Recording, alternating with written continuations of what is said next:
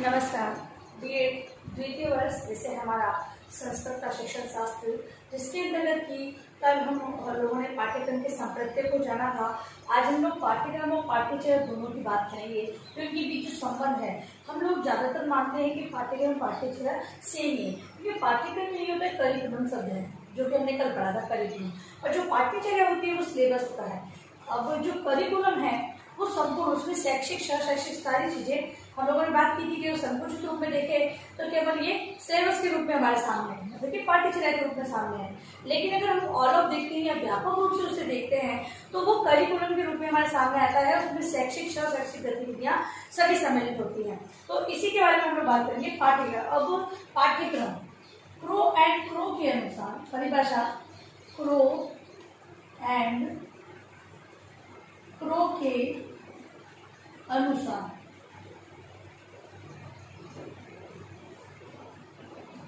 Crow and crow के अनुसार परिभाषा है, पाठ्यक्रम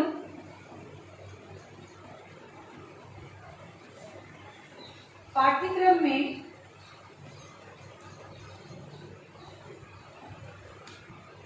सीखने वाले या बालक के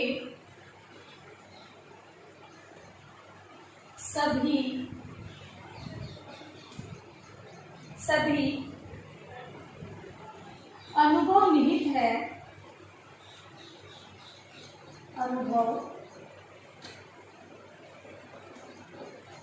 निहित है जिन्हें वह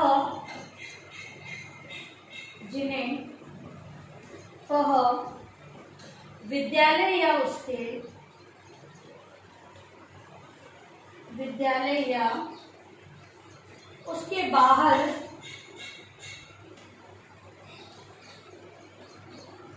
प्राप्त करता है।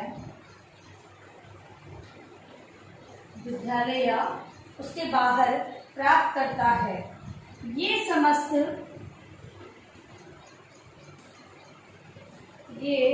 समस्त अनुभव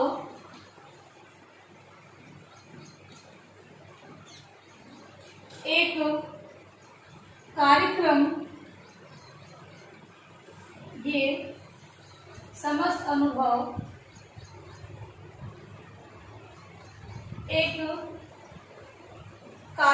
में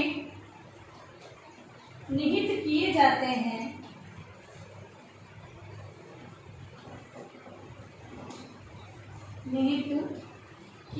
हैं, जो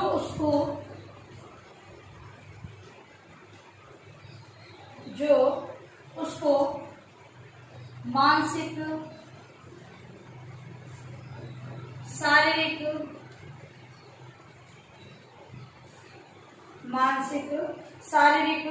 संवेगात्मक,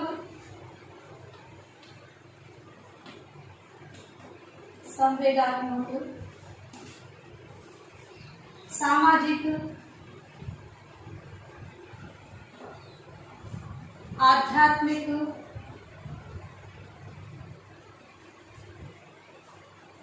आध्यात्मिक एवं नैतिक रूप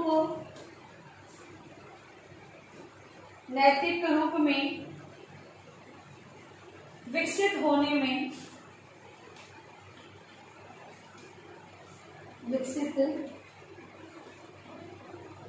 होने में सहायता देता है। मतलब कि पाठ्यक्रम को इन्होंने क्या बताया है, क्रो एंड क्रो ने बताया है कि पाठ्यक्रम सीखने वाले बालक या कोई व्यक्ति है उसके उसमें अनुभव निहित होते हैं, जिन्हें वो विद्यालय या विद्यालय के बाहर से प्राप्त करता है। मतलब कि पाठ्यक्रम में इस प्रकार के अनुभव होते हैं कि कुछ तो विद्यालय में शिक्षण के दौरान बालक को प्राप्त होते हैं, तथा कहीं पर बाहर जाते हैं, कक्षा से बाहर है, उसके वातावरण से दूसरे प्राप्त होते हैं, क्योंकि पाठ्यक्रम में शैक्षिक सारी चीजें आती है, इसीलिए। ठीक है, जिन्हें वो विद्यालय के बाहर प्राप्त करता है। ये समस्त अनुभव एक कार्यक्रम में निहित किए जाते हैं। मतलब कि कोई ना कोई, जैसे कि अगर कक्षा के अंतर्गत है तो शिक्षण के कार्यक्रम में वो निहित है, और कक्षा के बाहर है तो शैक्षिक जो गतिविधियां होती है उसके अंतर्गत वो निहित होता है। ठीक है, अब इससे क्या होता है, बालक के मानसिक, शारीरिक, संवेगात्मक, सामाजिक और आध्यात्मिक या नैतिक रूप में विकसित होने का सहायता मिलती है। बालक संपूर्ण बाल शिक्षा का उद्देश्य यही है कि बालक का सर्वांगीण विकास करना तथा बालक के व्यवहार में उस शिक्षा को लाना। तो शारीरिक रूप से भी बालक एक ये कहेंगे बिल्कुल परिपक्व बालक बनता है। शिक्षा के माध्यम से मानसिक रूप से भी वो ज्यादा स्ट्रेस में नहीं रहता, क्योंकि पाठ्यक्रम ही इस प्रकार का है कि बालक की योग्यता आयु उसके स्तर को ध्यान में रखकर बनाया जाता है, जिससे कि बालक को ज्यादा बर्डन नहीं होती। तो मानसिक, शारीरिक, संवेदनात्मक, सामाजिक या आध्यात्मिक तथा नैतिक जो आचरण होते हैं उसके विकास में बालक सहायता मिलती है पाठ्यक्रम के द्वारा। तो के अनुसार अब है पाठ्यचर्या। पाठ्यचर्या की परिभाषा।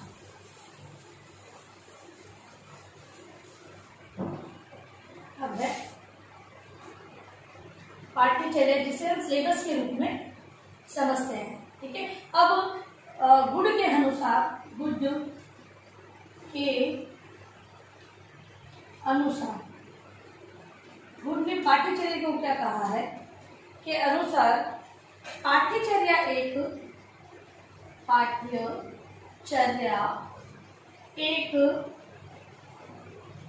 कार्यालयी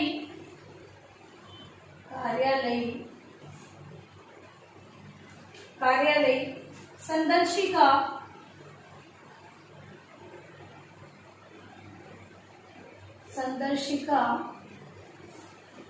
होती है जो कार्यालय संदर्शिका होती है जो किसी कक्षा को किसी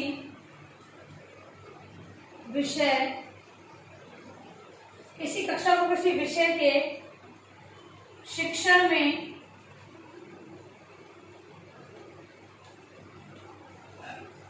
सहायता के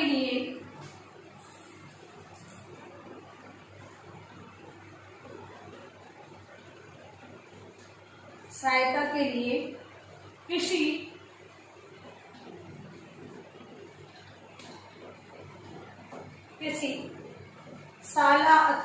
शाला यानी विद्यालय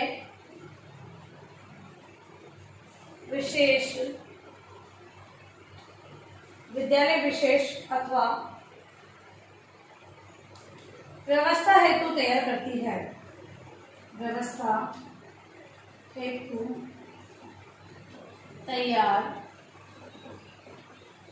है। ठीक है, अब अगर हम गुण के अनुसार पाठ्यचर्या को देखें तो पाठ्यचर्या कार्यालय संदर्शिका, जिसके द्वारा मतलब कि जो सारे हम नियम बोले या फिर किस प्रकार कार्यक्रम का संचालन करना है, तो वो संचालन का दिशा निर्देश के रूप में संदर्शिका होती है। किसी कक्षा को किसी विशेष शिक्षण के लिए सहायता या फिर विद्यालय की व्यवस्था, ये संदर्शिका है। इसे मतलब कि पाठ्यचर्या क्या है, गुण के अनुसार पाठ्यचर्या संदर्शिका है जो विद्यालय के संपूर्ण व्यवस्था को तथा जो किस कक्षा में किस प्रकार का शिक्षण कार्य किया जाना है, जो सारी व्यवस्था है उसके बारे में संदेश प्रदान करती है, यानी कि एक संदर्शिका के रूप में काम आती है। इसके अलावा श्रीमती आर.के. शर्मा के अनुसार पाठ्यचर्या की परिभाषा, श्रीमती आर.के. शर्मा के अनुसार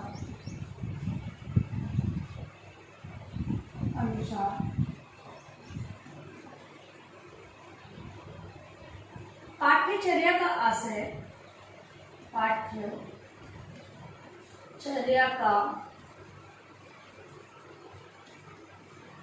आशय किसी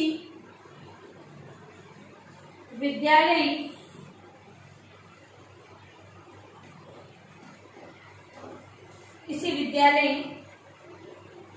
या शैक्षिक विषय की उस विस्तृत रूपरेखा से जिसमें जिसमें विद्यालय, शिक्षक, शिक्षार्थी एवं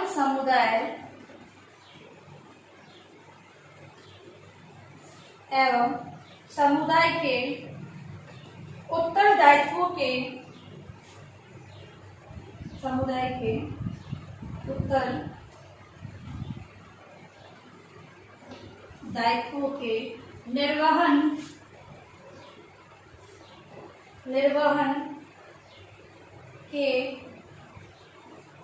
निर्वहन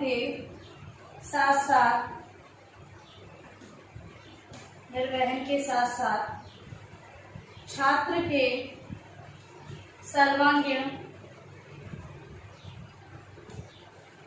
सर्वांगीण विकास के अध्ययन तत्व समाहित होते हैं। देखिए, जो श्रीमती आर.के. शर्मा है वो कहती है कि पाठ्यचर्या का आशय जो विद्यालय या शैक्षिक विषय के विस्तृत रूपरेखा, मतलब कि यहाँ पर जो ये पाठ्यचर्या होती है इसमें मतलब कि स्टेप बाय स्टेप किस प्रकार शिक्षण कार्यक्रम को आगे बढ़ाना है तथा जो शिक्षक है इस जो कार्यक्रम के अंदर अपनी भूमिका किस प्रकार उत्तरदायित्व भूमिका नहीं हुई तो शिक्षक अपनी भूमिका किस प्रकार निभाएगा, शिक्षार्थियों को क्या क्या करना होगा तथा समुदाय के उत्तरदायित्व, क्योंकि विद्यार्थी और शिक्षक दोनों समाज का अंग है, समाज से परे रह के वो कार्य नहीं कर सकता है, इसलिए जो समुदाय को भी इसमें सम्मिलित किया गया है वो सारे उत्तरदायित्वों का निर्वहन करते हैं इस रूपरेखा के पाठ्यचर्या की रूपरेखा के आधार पर।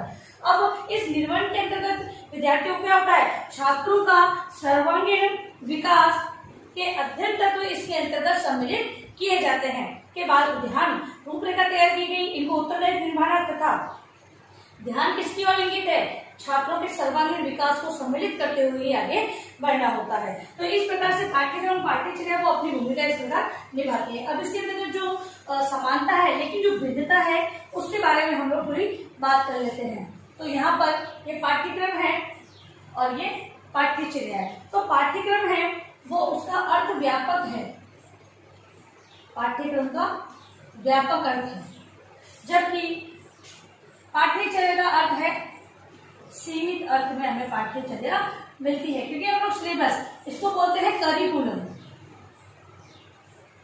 और ये सिलेबस के रूप में हमारे सामने आ रही है। तो सिलेबस छोटा होता है, करिकुलम जो पाठ्यक्रम है वो अलग होता है। इसके बाद विद्यालय की समस्त शैक्षिक तथा सह शैक्षिक गतिविधियों का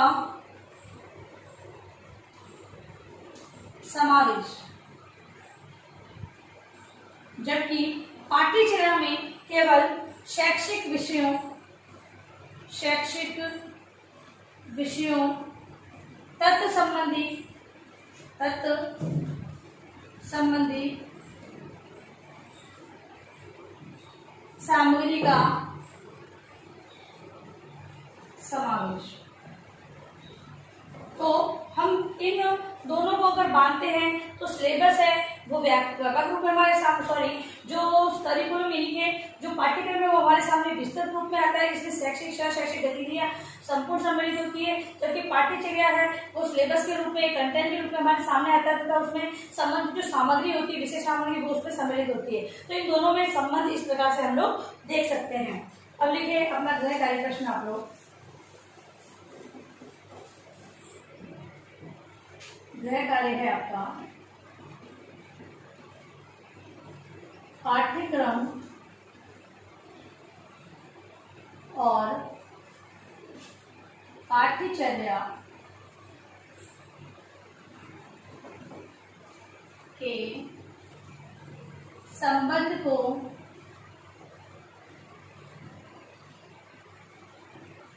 स्पष्ट करें। पाठ्यक्रम या पार्टी चेहरे के संबंध को आपको स्पष्ट करना है। और अंत में इस महामारी के दौर में आप लोग बहुत ही ज्यादा काम आवश्यक कार्य हो तभी बाहर निकले, और बाहर निकलते 3 बातों का आपको विशेष ध्यान रखना है। मास्क लगाना है, सोशल डिस्टेंस बनाना है और हाथों को बार बार सैनिटाइज करते रहना है। सुरक्षित रहे, सभी का ध्यान रखें। धन्यवाद।